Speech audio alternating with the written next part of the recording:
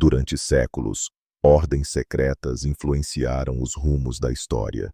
Silenciosamente, elas se infiltraram em castelos, templos e catedrais. Mas o que liga a maçonaria, uma sociedade envolta em símbolos e juramentos, à poderosa Igreja Cristã, e onde entram os cavaleiros templários nesse tabuleiro de mistérios? Prepare-se para mergulhar em um dos maiores enigmas da história ocidental. A maçonaria moderna, como a conhecemos, surgiu oficialmente em 1717, com a fundação da Grande Loja de Londres. Mas sua origem é muito mais antiga. Seus símbolos, rituais e lendas apontam para um passado que se mistura com a própria fundação das grandes catedrais da Idade Média. Os maçons operativos eram pedreiros e arquitetos que construíam templos, palácios e igrejas. Possuíam conhecimentos avançados de geometria, engenharia e até astronomia. Saberes considerados quase mágicos para a época. Mas o que torna tudo mais misterioso é o salto dos maçons operativos para os especulativos, que passaram a usar os símbolos da construção como metáforas espirituais e filosóficas. Por que essa transição ocorreu? Quem teria influenciado essa mudança? Durante a Idade Média, a Igreja era a instituição mais poderosa do Ocidente. Nada era construído sem sua bênção. E os pedreiros, por possuírem habilidades especiais e secretas, formavam uma elite respeitada, mas também temida. Os templos erguidos por eles escondiam símbolos misteriosos, figuras geométricas, estrelas de 6 pontas, olhos oniscientes, colunas gêmeas. Elementos que mais tarde se tornariam fundamentais na iconografia maçônica. A Igreja sabia dos símbolos. Alguns clérigos até os utilizavam. Mas com o tempo, passou a desconfiar do caráter esotérico dessas guildas. Afinal, o que esses pedreiros sabiam que não queriam compartilhar?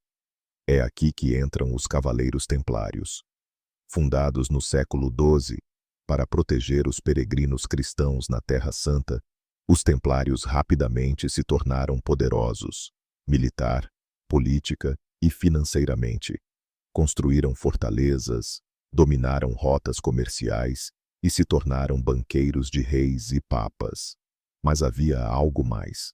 Os Templários tinham acesso a manuscritos antigos, conhecimentos orientais e tecnologias desconhecidas da Europa feudal. Muitos estudiosos acreditam que eles descobriram segredos ocultos em Jerusalém, possivelmente de origens judaicas, egípcias ou mesmo pré-bíblicas. Quando a ordem foi dissolvida pela própria Igreja em 1312, muitos cavaleiros foram perseguidos, torturados e mortos. Jacques de Molay, um dos líderes templários, foi queimado na fogueira, mas alguns teriam escapado e se espalhado pela Europa, levando com eles os segredos. É nesse ponto que surge a teoria. Os templários sobreviventes, fugindo da perseguição da Igreja, teriam se infiltrado nas guildas de pedreiros, levando com eles símbolos, rituais e conhecimentos ocultos. Eles seriam os ancestrais espirituais da maçonaria especulativa. Alguns ritos maçônicos, como o rito escocês, trazem graus inteiros dedicados aos templários, indicando uma ligação direta. Os símbolos usados pelos templários e pelos maçons são surpreendentemente semelhantes. A cruz templária, o templo de Salomão, o grau de mestre, o olho que tudo vê, são figuras recorrentes. A maçonaria reverencia o Templo de Salomão como símbolo central de sua filosofia. Curiosamente, sabe-se que os templários tinham uma base justamente no que chamavam de Templo de Salomão, em Jerusalém, onde hoje está a Mesquita de Al-Aqsa. Teria essa coincidência algum significado mais profundo? O rito escocês, uma das vertentes maçônicas, inclusive dedica graus inteiros ao tema templário. Para muitos, isso é uma prova de que os templários não desapareceram, apenas mudaram de forma e continuaram atuando nas sombras.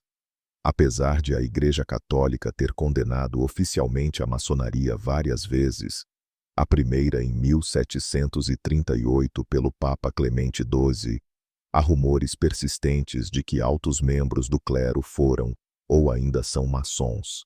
Alguns nomes aparecem repetidamente em documentos não oficiais. Há quem diga que certos papas tinham ligações discretas com lojas europeias. Outros afirmam que ordens religiosas, como os jesuítas, dialogaram com ideais maçônicos na busca por sabedoria universal. O que é fato? O que é lenda? Talvez nunca saibamos. A Igreja e a maçonaria representam, em tese, caminhos diferentes, fé dogmática e razão simbólica.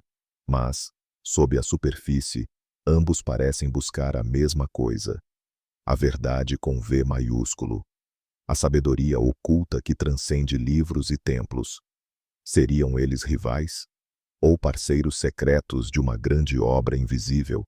E mais, estariam ambos tentando reconstruir, cada um à sua maneira, o mítico Templo de Salomão? Ao longo da história, a relação entre a Igreja e a maçonaria foi marcada por tensão. O Vaticano emitiu diversas bulas condenando os maçons, alegando que seus ensinamentos eram heréticos e seus rituais incompatíveis com o cristianismo. Mas por que tanto medo?